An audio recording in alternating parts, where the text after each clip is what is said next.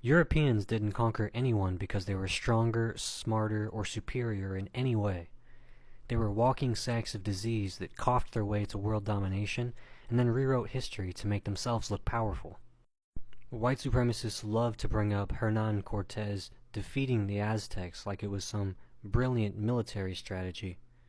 Let's break down what actually happened. Cortés and his 600 men arrived in 1519. The Aztec Empire had a standing army of hundreds of thousands of men. In a fair fight, the Spanish would have been obliterated. The first battles, Cortés lost. The Aztecs kicked his forces out of Tenochtitlan in 1520 during the Noche Triste, or the Sad Night, forcing him to flee like a scared child. Then came smallpox. The disease brought over by just one infected slave among the Spanish ranks ripped through the Aztecs, killing about 50% of them in just 1 year. The smallpox didn't just kill warriors, it killed priests, generals, and even the emperor himself. By the time Cortés returned in 1521, Tenochtitlan was a rotting corpse of a city. The Spaniards just walked in and mopped up the remains. And yet, some people act like he was a military genius. The truth is, he was getting absolutely destroyed until a virus stepped in and did the work for him. Same thing happened with the Inca Empire. Francisco Pizarro didn't conquer the Incas. He showed up after smallpox had wiped out millions of them and thrown the empire into a civil war.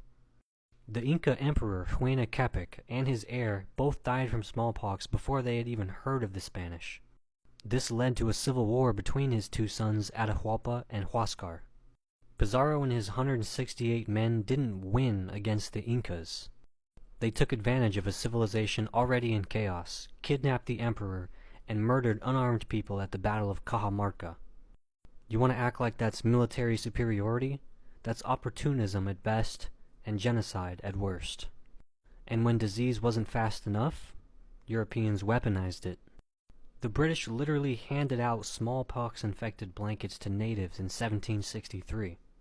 And this wasn't a rumor. British generals wrote about it in their own letters. Nor was it a one-off case. The Europeans knew that their disease was their deadliest weapon, and used it. And let's talk about Africa, since you love pretending that Europeans just walked in and took over. Europeans couldn't even get past the coasts for centuries because African kingdoms were too powerful and the climate was too deadly for them. The Zulu kingdom under Shaka Zulu wiped out British forces using nothing but spears and superior battle tactics. The Ashanti Empire held off British colonization for nearly 100 years. So how did the British finally win? Not through strength, not through strategy. That's right, through the Maxim machine gun. During the Battle of Omdurman in 1898, British soldiers, armed with machine guns, massacred 10,000 Sudanese warriors and lost only 48 men in 1 day. That wasn't war, that was slaughter.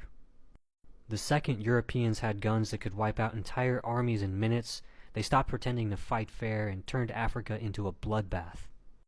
And now you pathetic little keyboard crusaders sit in 2025 and talk about how the Europeans were strong and superior. If they were so strong, why did they need diseases and industrial weapons to win? If they were so dominant, why did they keep losing wars until they could turn battlefields into mass graveyards with machine guns? Your ancestors weren't conquerors. They were plague rats who got lucky. Cope.